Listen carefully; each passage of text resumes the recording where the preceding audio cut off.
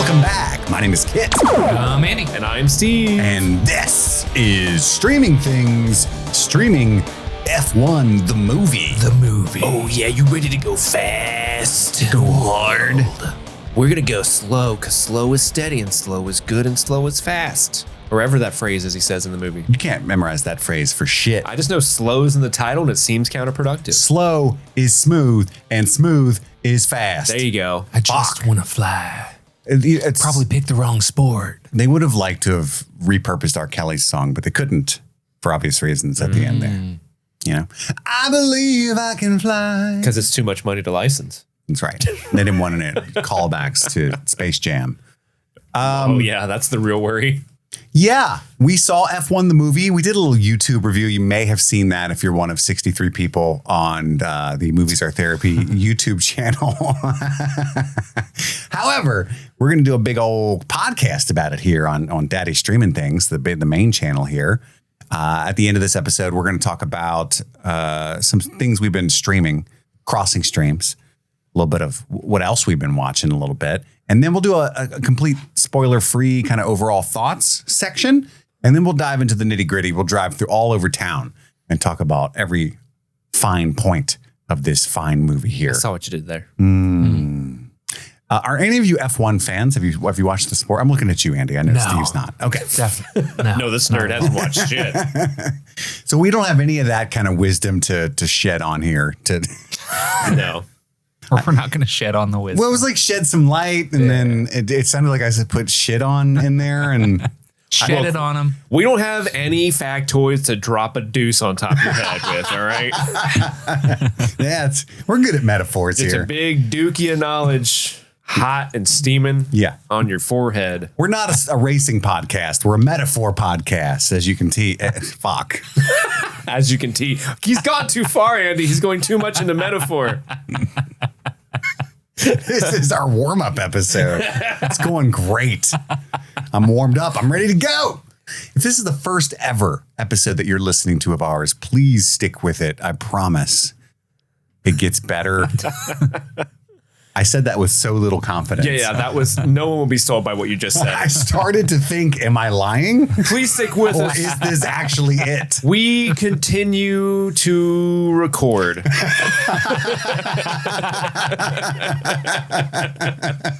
Don't worry. There's more. If you don't like this, don't worry. There's more. Oh my God. Sometimes it's louder. And if you're watching this, don't worry. Andy's camera usually isn't that shitty. Hey, I'm just You can so see 'em, good though. looking that the camera can't take it all. They're in. like, why Andy kind of grainy? Now that he's grainy, people are going to be like, ooh, this takes me Actually- back to a time when I had to, Hold up. Why are we getting so many comments about people who want to fuck Andy? You can't even see Andy most of the time. Are they talking about the blue-footed booby that we put in this they're place not that one even time? talking about Andy. They probably think you're Andy even visually. Probably. Oh, why Steve kinda? It's definitely not me. Andy's way better looking than me. I get it. I look over at Andy every week and I think, Steve, why Andy kinda? I would want to find out. Buddy, let's make it happen. Let's all make right. it happen. Is that a fuck around reference? No, it's just, Oh, I'm gonna love you. let me smooth. find out. because that's kind of a cool analogy. Yeah. Fuck around and find out. And like you look at somebody and go, I want to find I out. want to find out. I want to fucking find out. I'm gonna love you smooth because smooth is fast, and that's my specialty.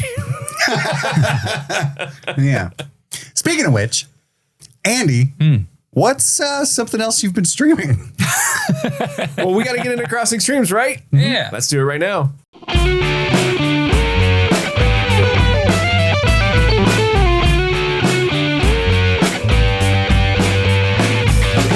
So, what I've been streaming, Steve, I think that I discovered your favorite show that you've never told me about. What?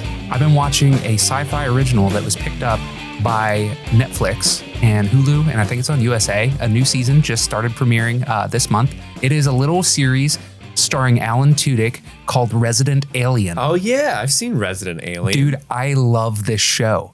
It is so fun. So the premise is an alien is on a mission to Earth, and for reasons he gets stranded on Earth, right? But he has to, he can't get to his ship, so he has to kind of integrate into society. He kills this small town doctor and takes over his life. He can like terraform's the wrong word, but he can Polyjuice potion. Yes, he can polyjuice into Alan Tudyk, and it's Alan Tudyk in a role that he was born for. He's like an alien that feels weird in his skin. He doesn't understand social norms or like cues in society. He is just learning the language, and he gets sucked into like this murder mystery, and he has to like serve as the doctor of this small town. Meanwhile, like come to terms with the mission that he was sent on, and also dealing with the fact that there's like some humans that have a genetic predisposition to be able to see through his makeup set thing camouflage, to where they can tell that he's an alien. Dude, it's so fun. It's so funny. Alan Tudyk is absolutely hysterical. Once we put our Firefly coverage on pause, I just wasn't getting enough of the dude in my life. And God, dude, this show is so good. A coworker recommended it to me, and I was like, I need to find something for Crossing Streams. And I love this show. It's so funny. I can't give it enough praise. I only watched like the first 2 episodes, but I was watching it on my lunch break at work, and I'm sitting in the cafeteria just rolling with laughter. It was so good. Yeah. There's this mayor that there's a cop. He's like the sheriff in town. He's like, everybody calls me Big Black. And it's this black dude. And they're like, we're really not comfortable calling you that. It's so fucking funny. The mayor is like, he wants the Alan Tudyk's character to take over as the doctor because he had a standing therapy session with the doctor because he is having marital issues with his wife. But the way that he describes it is so funny. He's like, the doctor shows up and he's like, why is everybody calling me trying to schedule appointments with me? I'm not the doctor. He's like, yeah, well, it's my job as the mayor to make sure that everybody, you know, they're entitled to health care. And when I screw my wife, I don't want to look her in the face. So I'll see you on Tuesday. It's so fucking funny, man. I can't believe that I'd never even heard of this show until now. And it's doing well. It's not one of those series that it's a sci-fi original. So typically those come and go. This is one that actually has legs. Season 4 just premiered on the 6th, I think. Dude, I'm in. So for my next few Crossing Streams, I'm probably just going to be like, I've still been watching Resident Alien. I love this show. Interesting. Yeah, I've seen the first season, or I don't think I completed it. I think I started the first season. I got like halfway through, and then I think we like started streaming things up again, and I didn't have time for it anymore.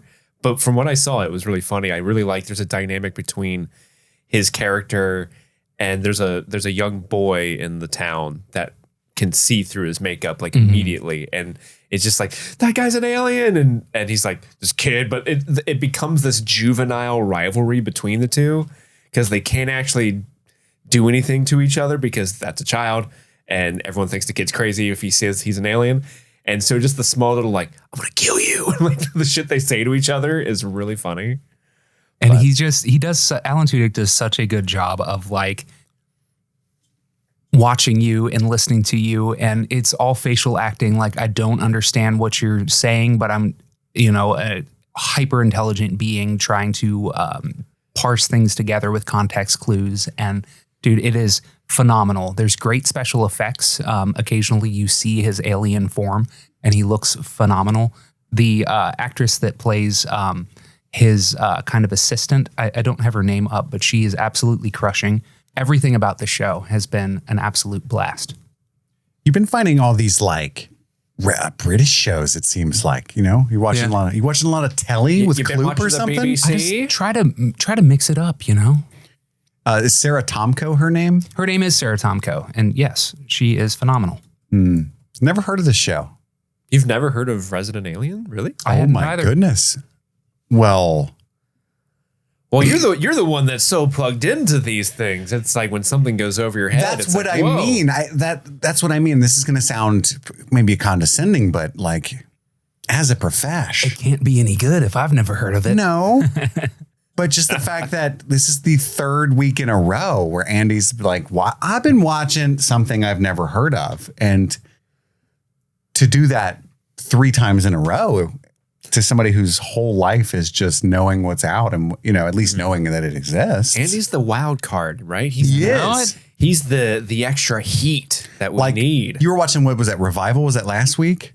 That's a new show, right? Because a lot of people are actually talking about it. Are they? Now, Nice, good. after you said it, it's like all over the place. They heard what Andy said about it and they started watching it. It could be true. Revival is very enjoyable, but I love Resident Alien. This is your highest recommendation. Yes. Above Revival. Yes, by far. And then I forget the other show the week before that, but it was something else British. In the Flesh. See? Raws. Raws. I remembered that. I didn't remember the name of the show. Because Raws is so good. Andy's just watching the blimey telly, isn't it? He's watching the blimey telly, isn't it? Hello, Governor. No, I think that Resident Alien is an American show.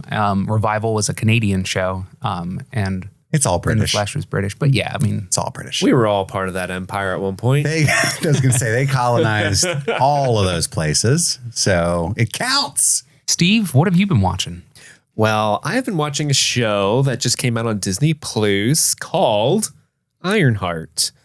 The next Marvel TV show to go out. And if I'm being honest, I probably wouldn't have watched this show just because a lot of the Marvel shows haven't really hit for me, especially recently. And but there was this whole controversy of just how Disney was throwing this show out. It was supposed to come out years ago, but they shelved it for a while, and now they're releasing it sort of unceremoniously with limited marketing behind it and fanfare. And it seemed really sad. I know we just had to pause our own Firefly coverage, but it reeked to me of a studio that was just sending out something to die. And then there's the review bombing and all the garbage that comes along with. And then the review bombing happened, and as is the case with a lot of shows that feature women of color as the main character, you got these neckbeards that come out of the woods and they make it their whole fucking identity to review bomb these things without watching them. And because of that, I was like, I'm going to support this. I don't even know if I'm going to like it, but I'm going to support it because I think that's unfair and that's awful and ridiculous. So the first 3 episodes are currently, as of recording, out on Disney Plus. Take Me Home, Will the Real Natalie Please Stand Up, and Danger Girl. And I have watched all 3 of those first episodes. Now, Disney Plus describes Ironheart, if you don't know, as genius inventor Riri Williams returns to Chicago, where she meets Parker Robbins, a.k.a. The Hood. And if you don't know, if you didn't see, Riri Williams made their debut in Black Panther 2, Wakanda Forever. And Ironheart, if you didn't see those movies, Ironheart is sort of like an Iron Man-esque type character, but obviously Riri Williams comes from inner city Chicago. She's a black woman, and she's really, really smart and wants to prove something to everyone that she can do all these things, but she lacks the funds to do it. She doesn't have Tony Stark money, so she has to kind of scrounge and cobble together pieces to build her Iron Man-like suit, her Ironheart suit. And so far the show is good, and I'm interested to see where it's going, but it does have some things in it that give me some pause for concern.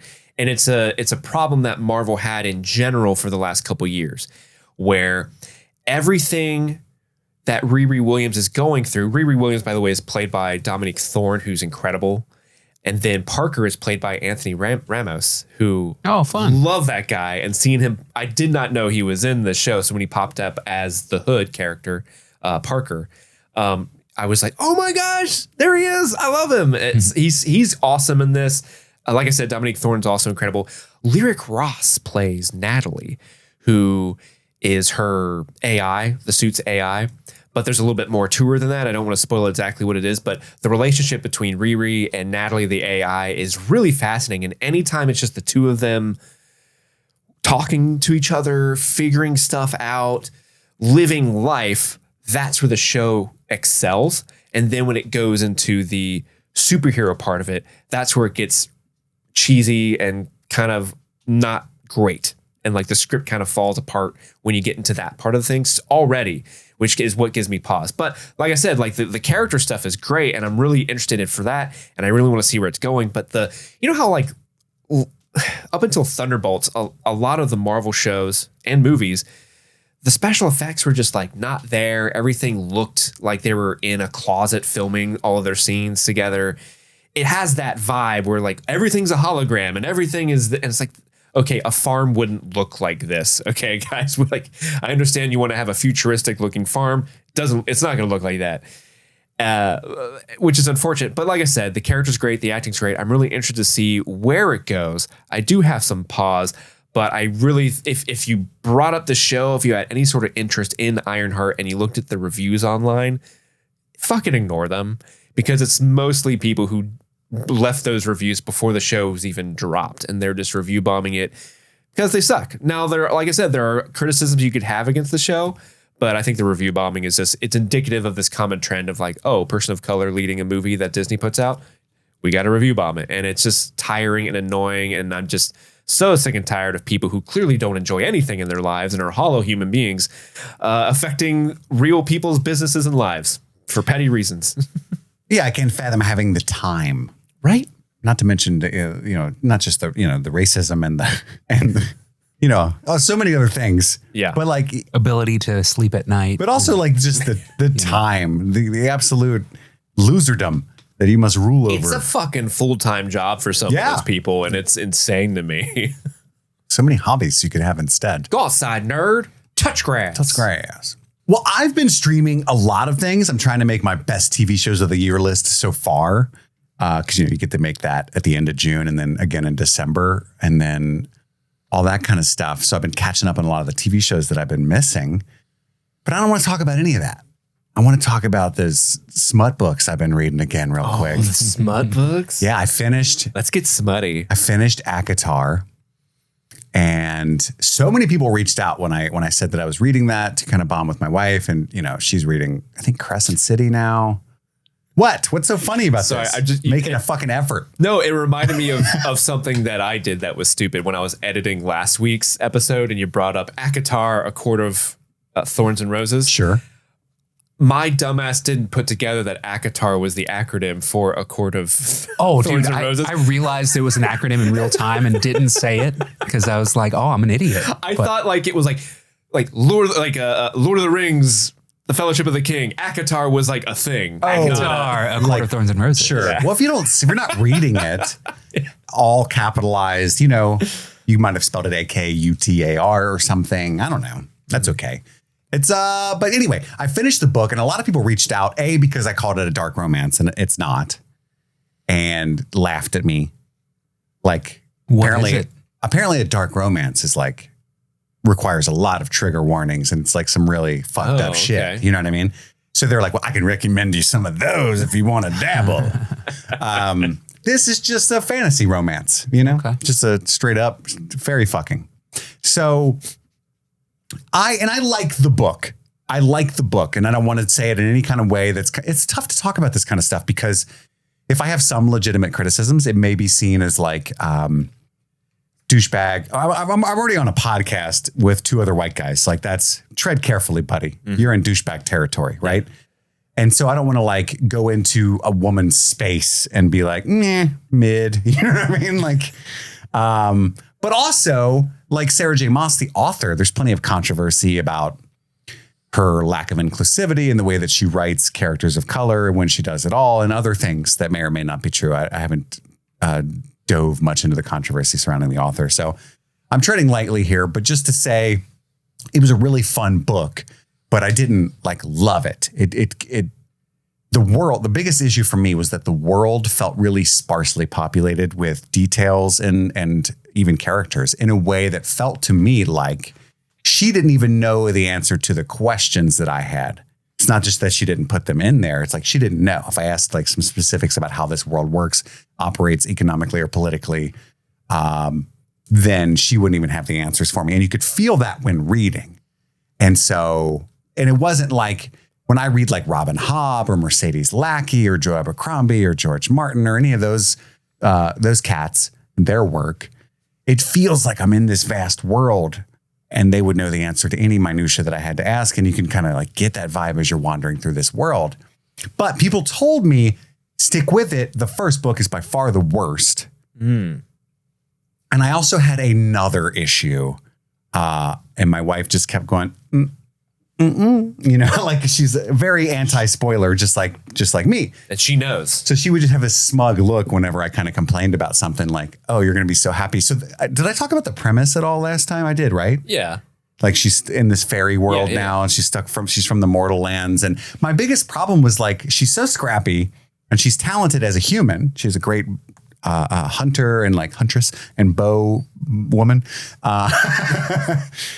But the fairies are all super strong. Many of them know magic and stuff. So it's like, she can't do anything, And it was upsetting for a main character to just be completely useless in this other world. And I would say that to my wife.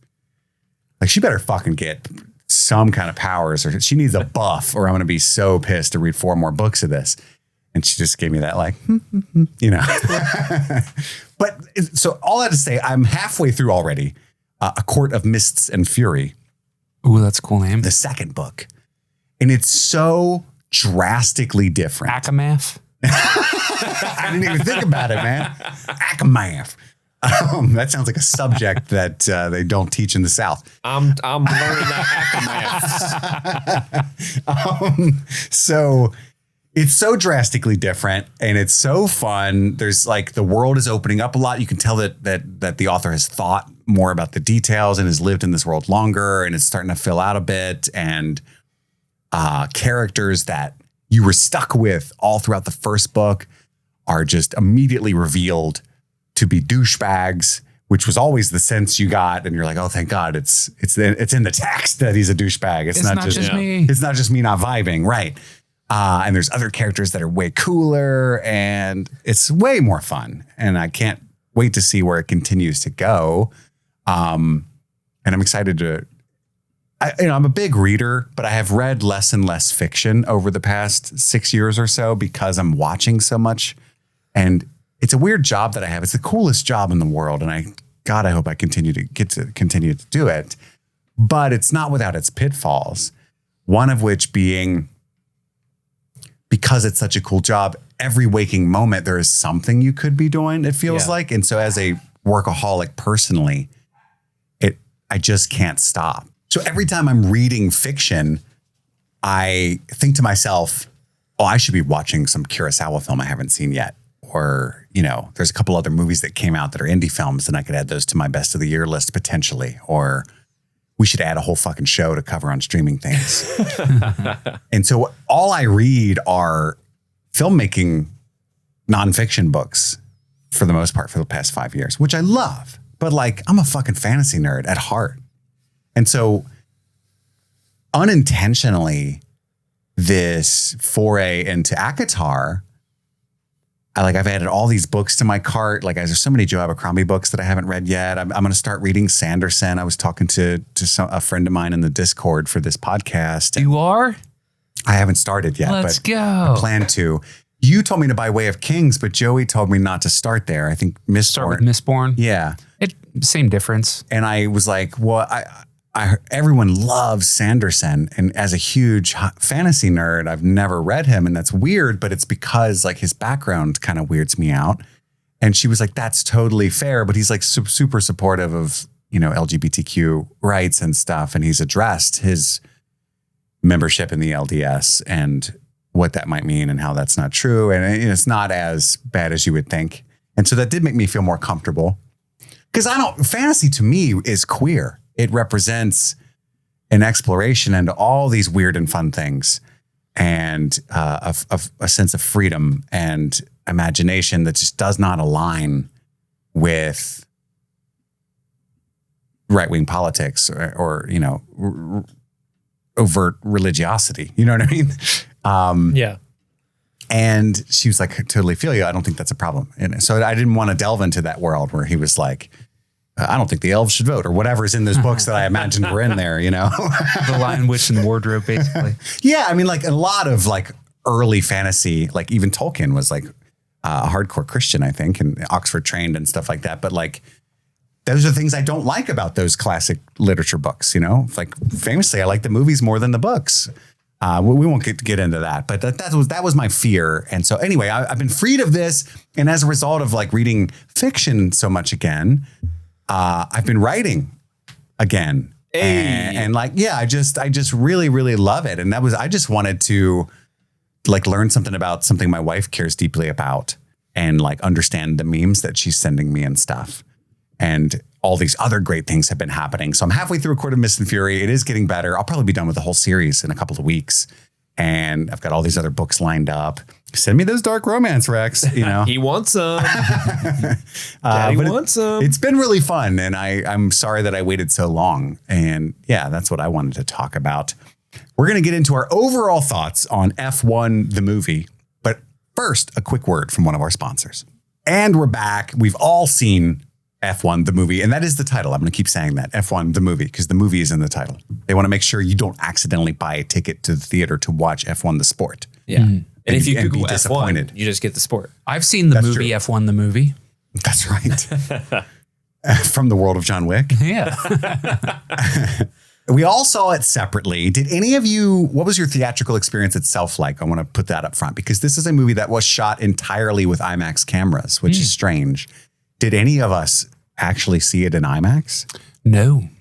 Didn't know that it was shot in IMAX. And honestly, I probably wouldn't have cared because the IMAX theater local to us is not a good one. We don't have a real, we only have a Limax. But of course, that is true of most people. I avoid our Limax theater like the plague. So Dirty there seats. is not a world in which you will get me to see a movie in that theater because it's tiny seats, dirty seats, uncomfortable seats, and it's not that good of an IMAX. Steve in the no good, very bad theater. I saw it in Dolby, which is my preferred theater of choice in the area. I also I saw wanted it to in have Dolby. that experience because the Dolby around here has like the best projector. That bulb's never low. The seats are fun. They Comfy. rumble a little bit. Yeah, they're fun. For the vroom vrooms. One of my favorite moments ever in a theater was when the Robert Pattinson, the Batman, when the Batmobile chase scene man. in those seats in that theater was like, because that was the first time I'd really experienced him in that Yeah. theater and I like came alive. Yeah. And so a movie about vroom vroom cars, I was like, I want to see the vroom vroom car Yeah. movie in the vroom vroom auditorium. That was a good moment. And so I did. I didn't think Robert Pattinson as Batman would be shaking my taint. And yes, he did. I never thought to hope that would happen. My taint was shooketh. But it's happening. He's like tickling your taint. I'm justice. Come on. What are you showing me here? My experience was just in a normal theater, little guy. It had seated maybe 30, give or take. It was about This half, was Theater 19 that you theater were speaking 19. of. Yeah. It was about half full, very respectful crowd, and they were having a great time. They were, weren't I gotta give them that. They were laughing at all the beats, and they were like ooh and ah and stuff. It was awesome. Well, what did you think of the movie? F1, the movie. I think that it is a very competently made dad film. It is the type, this movie knows exactly what it's trying to be and it executes it with like clinical precision.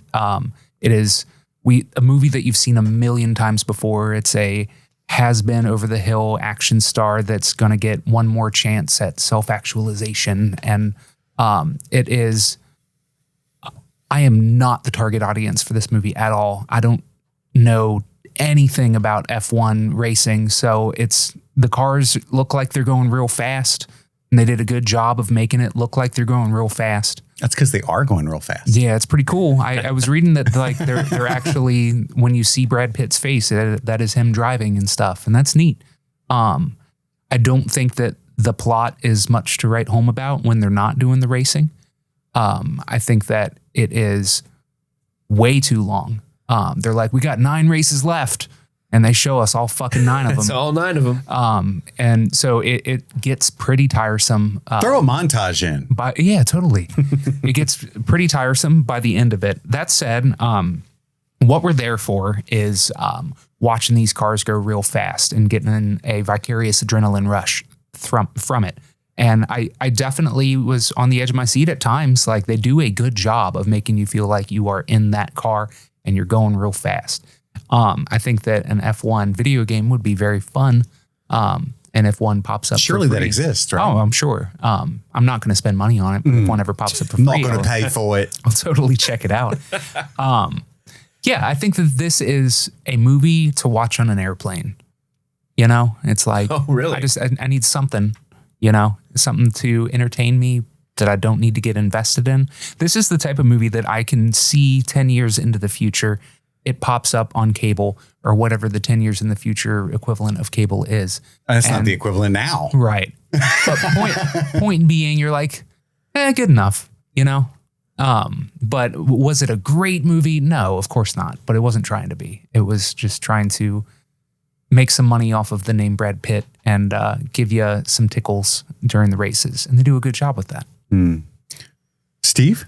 Hi.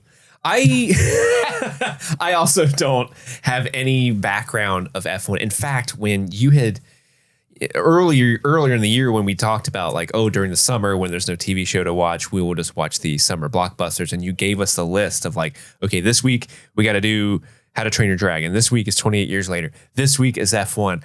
I remember looking at that and thinking, the fuck is that? Like your brain didn't register F1 racing, Formula One. Yeah, I had no idea what it was. My first thought was like, is that like a Fast and Furious prequel? Because I'm down for that. If I had said Formula One, would you have known? No. Really? Because I'm just so divorced of the racing world. You're divorced, but I don't know what that has to do. My ex-wife was Formula One. Gotta go fast. And then when I looked up the trailer for it, my next thought was, oh my fucking God, this is going to be like pulling teeth, because it's not the type of audience. I'm not the audience for this type of movie at all. So I went to it. I made sure to see it in the Dolby because, again, vroom vroom cars, I want the best possible experience, and there's no good IMAX near us, so I'm going there. And I will say, I had a good time. I had a fun time. I think Andy described the movie perfectly in that it knows exactly what it is. It's executing it with very precise decisions, and they're doing a great job doing it. I think if this movie ever came on in any other scenario, if I was on the plane, if it was streaming somewhere, I would be bored out of my gourd watching this. But watching it in the theater, you know, you get the rumbling of the sound and the beautiful cinematography, and it hooked me. That is what hooked me into the story that's not very unique, that's not very boundary pushing. The one thing I like the most about the story, there's a segment in the early on where it kind of subverts what a racing movie can be, where it's like not so much like we gotta win, but more or less we just gotta do enough. It's kind of like the Ted Lasso treatment, and I liked that aspect of it. I appreciate some of the performances. Like I love Javier Bardem in this movie. I wish Javier Bardem took more ADHD rich guy roles, because it's not something he usually gets to play, and he's great at it. Carrie Condon, I think this is the first thing I ever really have seen her in. I know she was the voice of Friday and like Captain America Civil War. Because for Carrie Condon. I recognize that voice anywhere. Yeah. You should watch the Banshees of Inisherin. And that's the only other movie that I saw that I didn't actually go see it, but I really wanted to see Banshees of Inisherin at the time when it came out. It's a great movie. She's in Skeleton Crew. Is she? Was she in Skeleton? Farrah? I don't know. I don't watch that show anymore. I don't remember who that is. She's in 5 episodes, you son of a bitch. Oh, that's the one girl's mom. Okay. I see now. Well, I didn't notice that was her. Yeah, that was a deep cut. I was just saw the Star Wars credit there. But Carrie Condon's awesome. Yeah, she's great. Damson Idris is good. I wish they kind of gave him more. And yeah, like I said, I like this more than I thought I would going in. I didn't have a terrible time. It wasn't like getting teeth pulled. I'll probably never watch it again. But if you do see this, I do suggest if you're into movies, go see it in the coolest movie theater you have, so you can really experience it at its full might. Because if you see this any other way, it's not going to hit nearly as hard. Like that's just facts, unfortunately. Facts, no printer, no cap. And one thing I will say, like they film the racing so well, but there's so much racing that by the end of the movie, you're just like, I'm very well aware that they're doing the same exact shots over and over again. And you're getting diminishing returns by the end of the movie when it comes to the racing cinematography.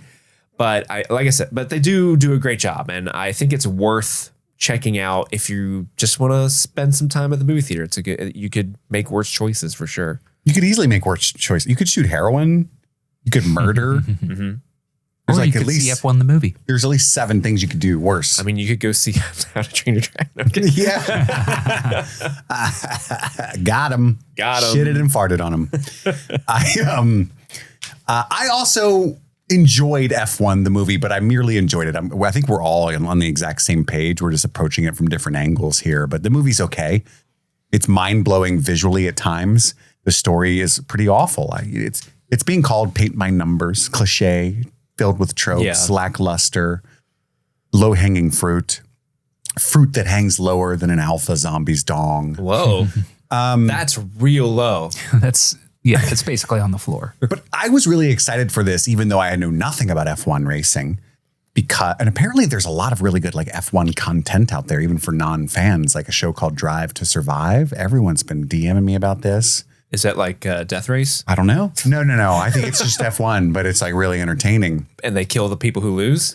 Yeah. Oh. And we talked about this in the YouTube video that we made, but I think one of the coolest parts about this is the strategy of the sport. Yes. And the way Brad like thinks heavily about what tires to put on and to get an edge in any way that he can, when to come out of the pit and kind of block the other, because there's multiple people on. It's a team sport, so he's trying to help his other driver out. I thought all that stuff was really cool. I wanted to see more of that. That was my favorite part. That's what I was alluding to earlier about subverting what you think a race car movie is, and that's really clever and fun to watch. Yeah, I agree. And but I'm a big fan of Joseph Kosinski, and I really appreciated what he did with Top Gun Maverick.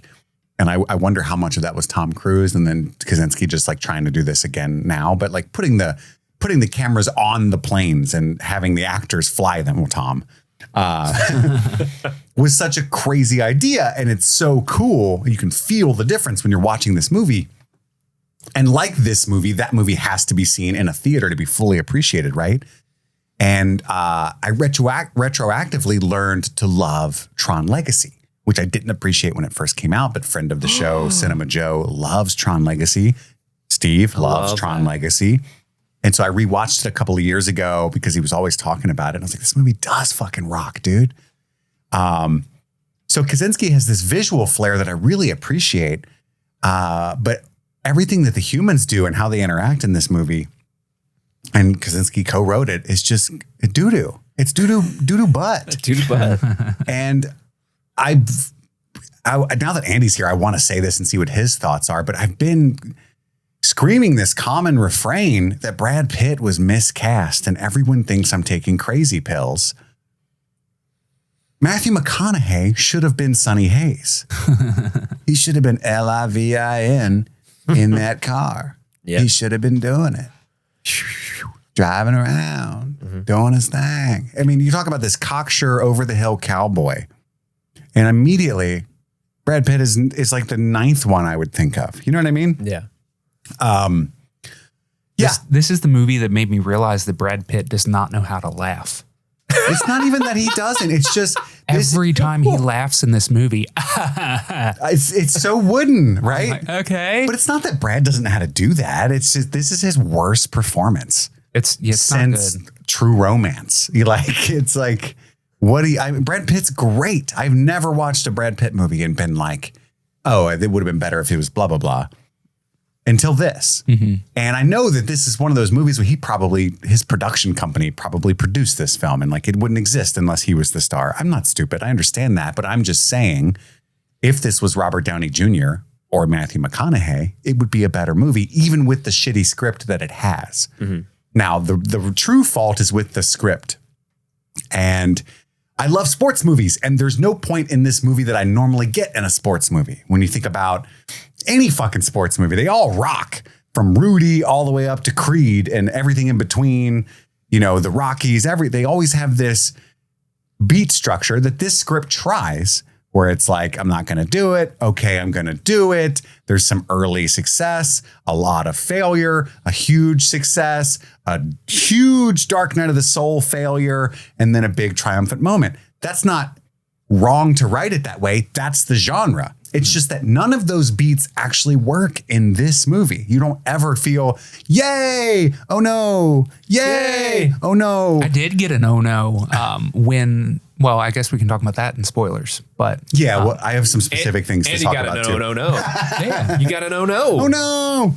And that just made me sad because the racing scenes, and there are a ton, are so cool. My seat was a rumbling. The cars were going a vroom.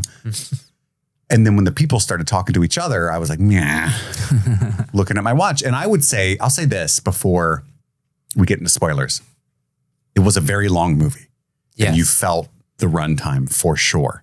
Even the people, everyone else was laughing. And by the way, I'm in the minority of this opinion here because my entire theater did laugh at every one of the jokes that I did not find funny. And so go see this movie if you haven't seen it. You'll probably like it. And I assume they were going, oh no, when they were supposed to, and yay, when they were supposed to, even though I wasn't. But I would argue that if this movie was 30 minutes longer, it would still feel less exhausting because the emotional beats would work better and you would be more invested. Because they cut an entire character, at least, out of this movie. Simone Ashley famously was just completely removed from this movie. She was a love interest for Damson Idris, who is really supposed to be the main character, even though it's kind of like about Sonny Hayes, but Joshua Pierce is the star driver that he's mentoring. And he had his own love interest. And Simone Ashley's great.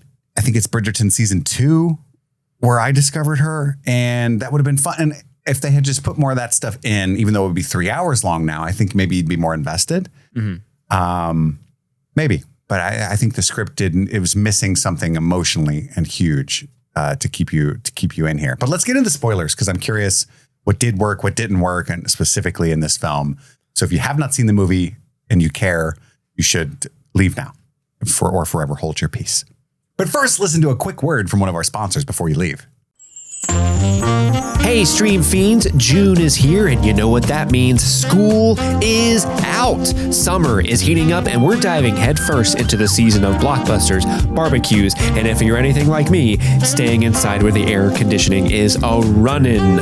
It's also time for one of our favorite summer traditions, and that is giving a huge sun-soaked thank you to our super patrons. These amazing folks support us at the $25 or higher level on Patreon, and their generosity keeps this podcast running smoother than a slip and slide on a hot day. So don't jet off to the pool just yet, because we got to give these patrons a very special thank you. So thank you to Dara Cosby, Hannah Zito, Sun-Loving Mortal, Carrie Sink, Xander Barbarian, Daniel Pack, Phil S., Nice Guy Eddie, The Great Serpent, Taloon, Jordan Garvin, Albus Stinkpot, Maddlestat, Susie Callahan, Anthony Corona, Jim E., Lady Trashley, Sean Myers, Just Liz Calabria, Mike from New Hampshire, Brett X, E. Scramo, Lil Tickler, Svento7, J. Scramo, Lofpalm, A.K. Ashley Ray, Adam Busby, Upside Down Canuck, Big Butthorn, Jair Latanowicz, Kaylee Sampson, Rabbit Dog in a Barbie Car, Elpander, Charlie Friday,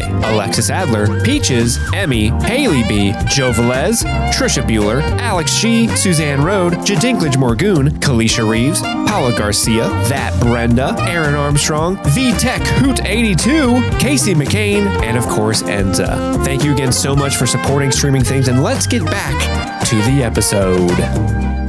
And we're back. We've got spoiler discussion incoming for F1 the movie. You are entering spoiler territory. You're bullshit.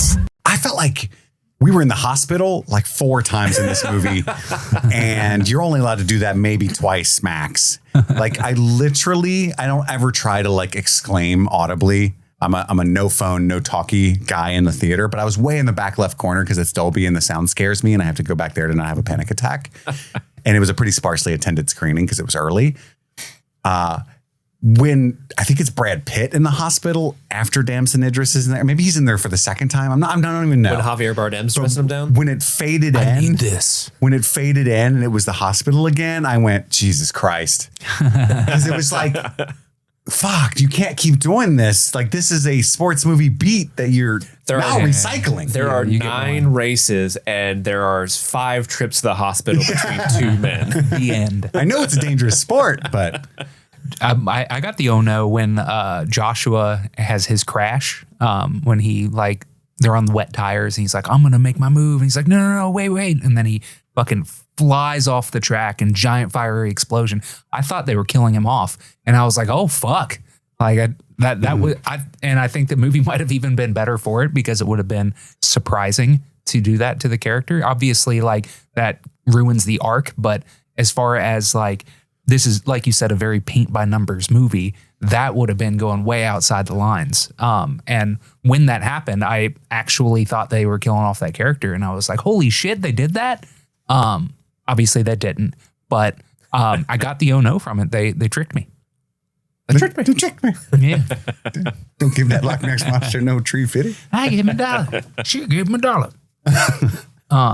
Yeah. I think that the idea of now, like true blue F1 fans, there's even that community is divided because they're like, this is the most realistic F1 movie we've ever gotten. And then a lot of people are like, no 56-year-old can drive a fucking Formula One car. This movie's stupid. I hate it, you know? But I think the idea of just in general, this over the hill character who's fucked up his whole life, he's filled with regret, being brought in as this Hail Mary. Hail Mary, as Edmure Tully would say. That was the only joke Holy that shit. super landed for me when he's like, it's from it's a football thing, right? And then he said, I think it's a Catholic thing. When Brad Pitt says that, like, that was good. I thought it was so funny. No, but I actually laughed in theater. When you find out it was Edmure Tully? When Edmure Tully just walked up, I'm like, no fucking way. That guy's the corporate person. You can't trust him. And then, of course, you can't. Yeah, it was, what's the word? Telegraph? Yeah, they telegraphed it with the casting there. Yeah. Yeah, I think that's cool. The idea that he's just been gambling all his money away, driving around in a van, like, being the ringer in all these different racing sports. Heard you need a driver. Yeah, heard you need to drive it. Now imagine this Matthew McConaughey. I can't let it go. What about the fan casting? Who would you pick? Who, me? Yeah, instead of Brad Instead Pitt. of Brad Pitt? I don't know. I like McConaughey. I like McConaughey a lot. I know. Woody Harrelson, maybe? Kit said something, because you listed out several people. One of the people you said was Christian Bale, but you were like, with the caveat, he would make it weird, though.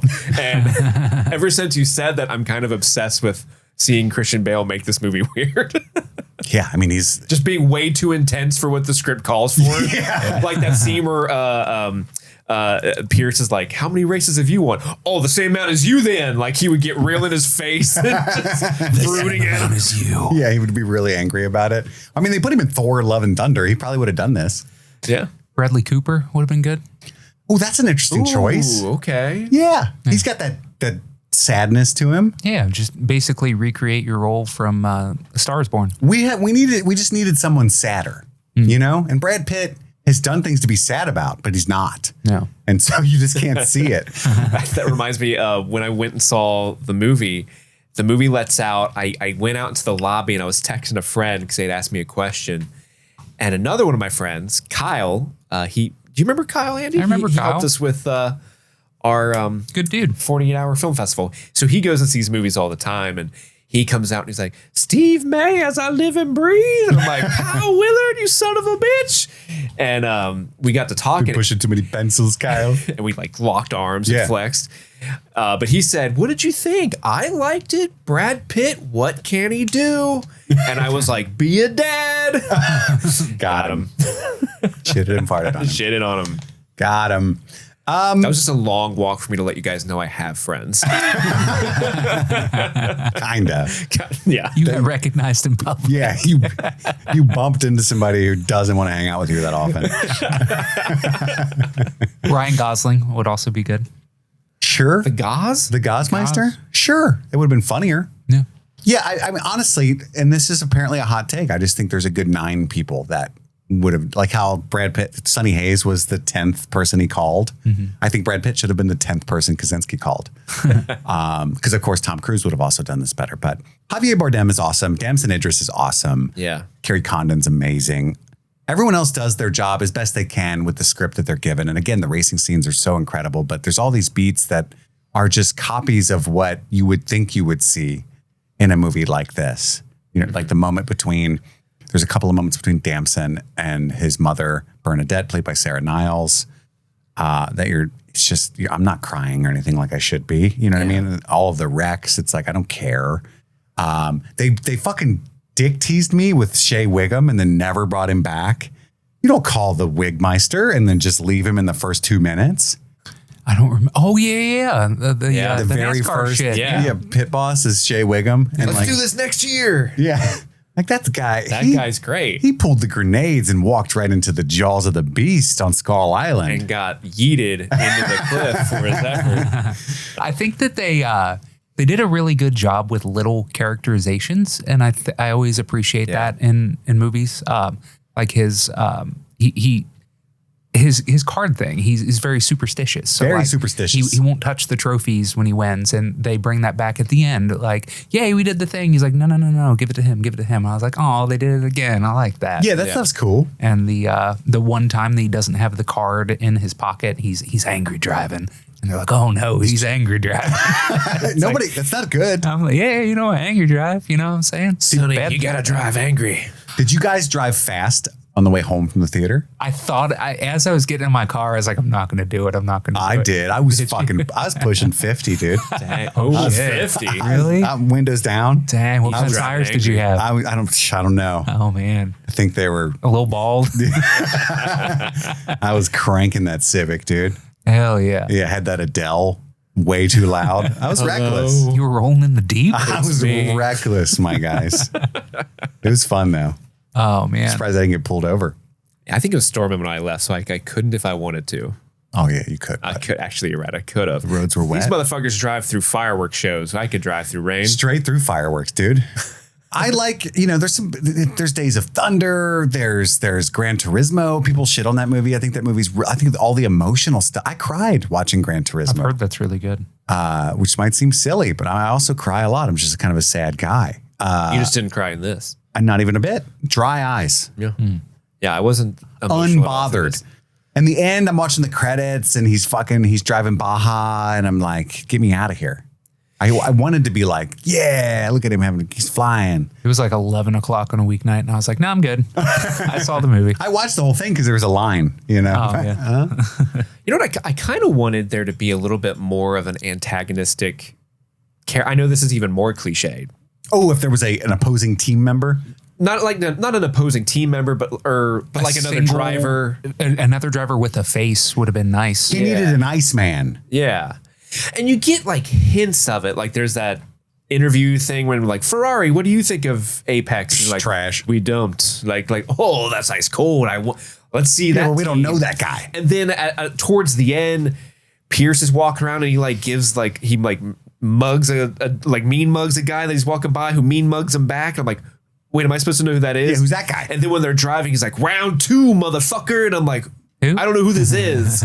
Is this the guy you tried to overtake last time but failed? But I'm too divorced from knowing what the cars look like to realize that is who it is. I just wish there was just a little bit more. I agree with you. That would have been more cliche, but also worked better. Maybe there's a reason it's cliche. Because it works. There was the one guy that they're like, oh, he gives no quarter when you try to pass him. And it's like, okay, who is it? Mm-hmm. Who is that guy? Is that Blackbeard? Is that Chip from Cars? What if it was a literal pirate? He had the hat on and everything in the car. You won't be passing me today, Sonny Hayes. I do want to give this movie props for giving like an inside look into that world.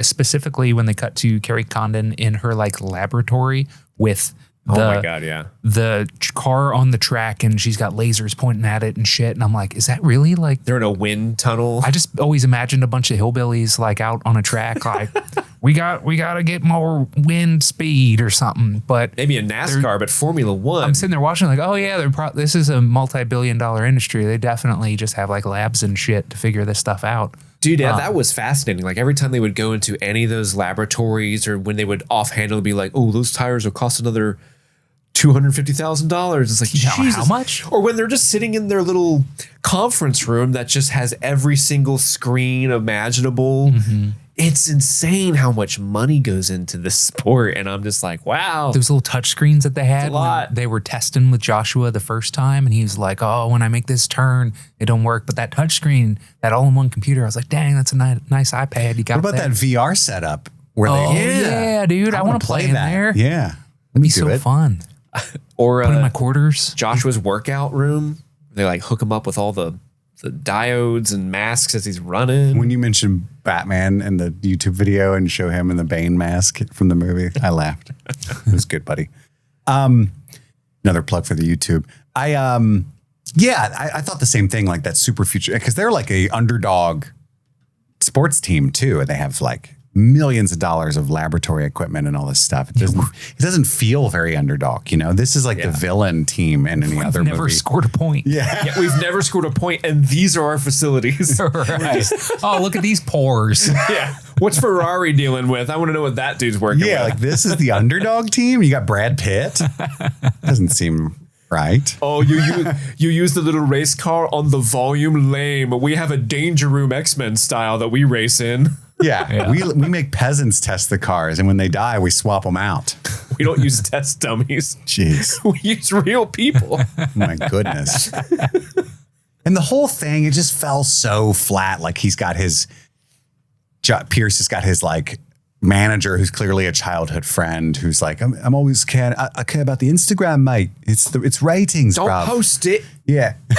If you're hanging out with your mum, don't post And it. his whole like arc was to be like, it's not about the gram, bro. It's about the car. You know, like It's all just noise. That thing he said earlier. yeah, remember that. It's so silly. I love how his art can be distilled down into, in the beginning of the movie, he tests his reflexes by doing the super fancy whack-a-mole machine. And then by the end of the movie, he bounces balls like Brad Pitt does. It's like, Brad Pitt does he bounce went through an arc.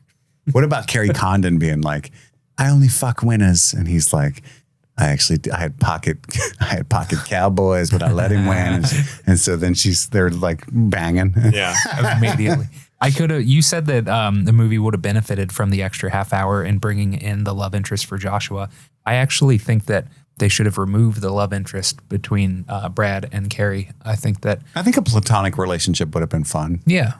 just the woman that's trying to make it in a man's world, and we can fuck too, but yay, I made it in my career. Just felt a little icky.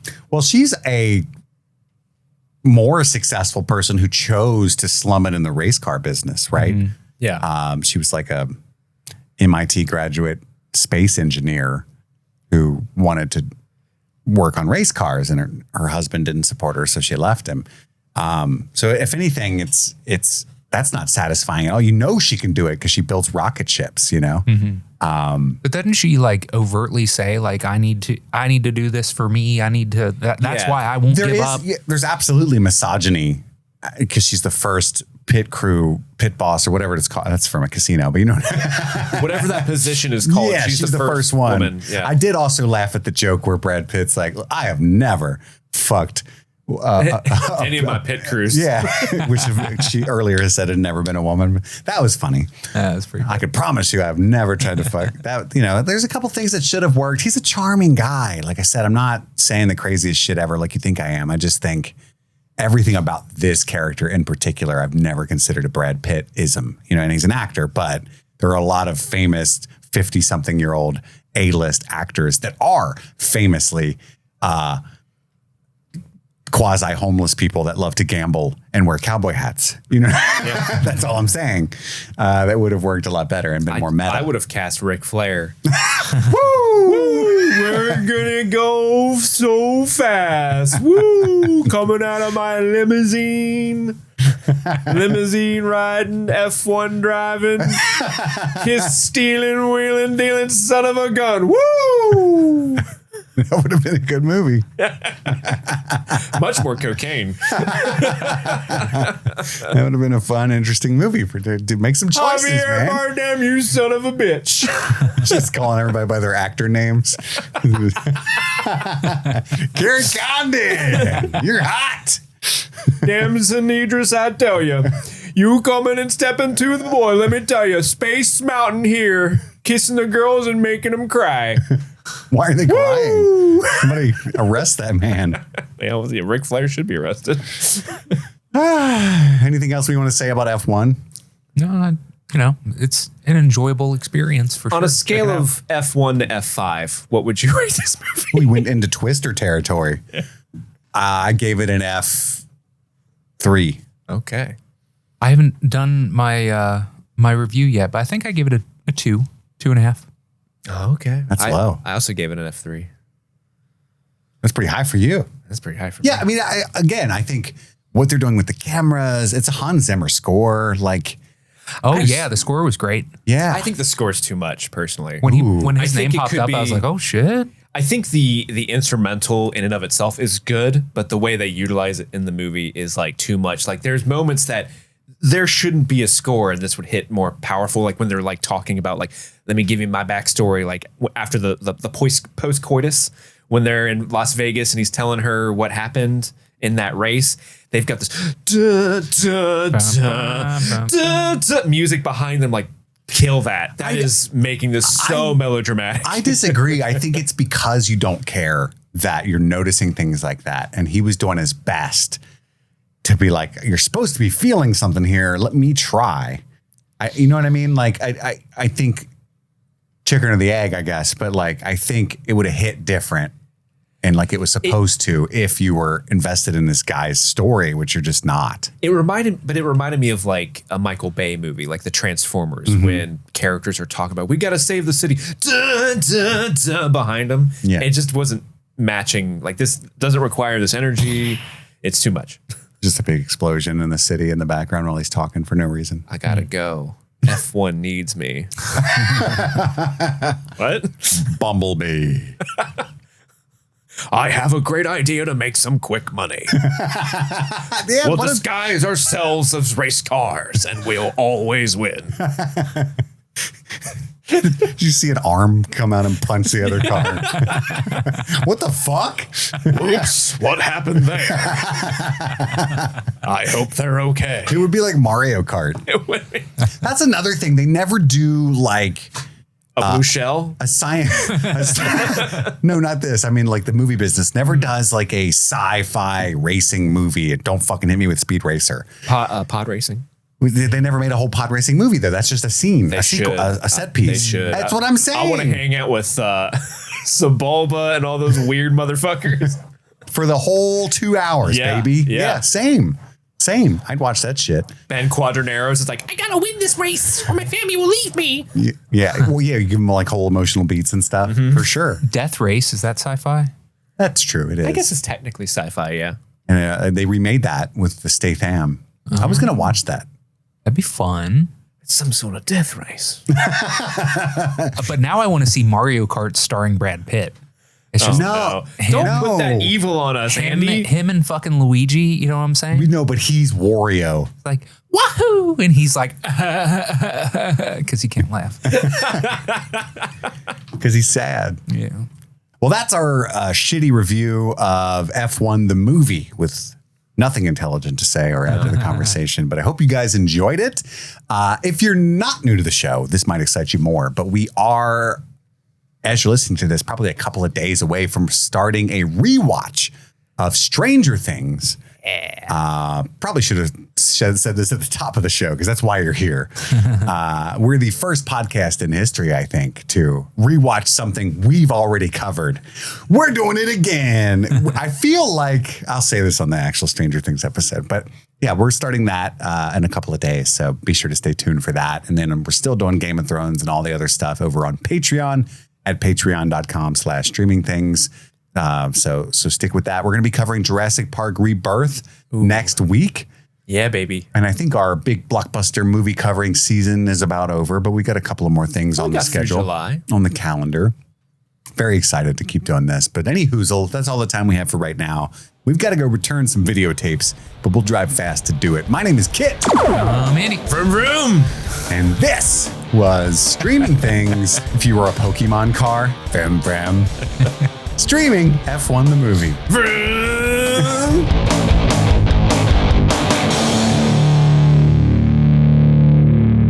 Like anytime I have a free second, my brain tells me, oh, why don't you should just watch this or watch that or do some extra work here or re-edit that. And like there's no vacation. It's just constant. And I love, is she going to stop?